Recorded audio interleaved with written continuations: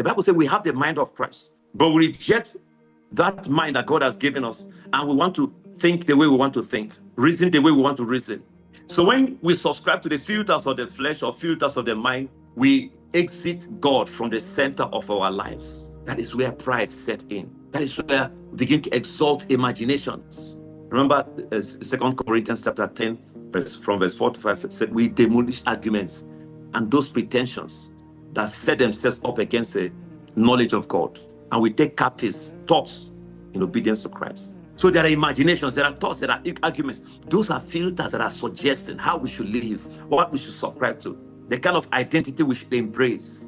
So when we begin to allow those imaginations, those suggestions, we embrace the cultures of this world instead of the cultures of heaven. Our mind tells us that you are not looking good enough. You're not looking beautiful enough. The world will not accept you the way you are. You need to improve on yourself. So you see different kinds of worldly filters begin to come in. Suggestions. You can broaden your nose, making your nose pointed. Walk on your cheek. Walk on.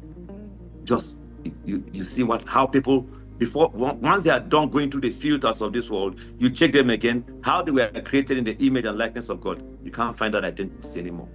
Somebody, I don't know if you heard that story, they said somebody was asking God was praying and praying, and by the time God said, okay, let's go and answer this person's prayer, send the angels the picture of the identity of the person, the passport. But when they came to answer, looking for the person, they couldn't find him, I couldn't find her, because the person had transformed himself or herself.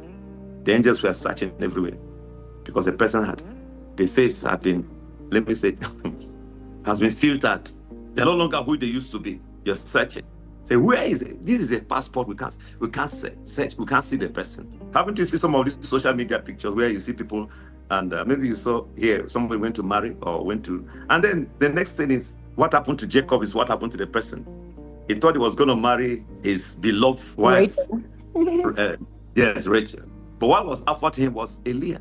Overnight, when he woke up and he saw that a filter had been, somebody had filtered his heart throb. A man wept, had to pay another price. The world offers us a false identity, a false image,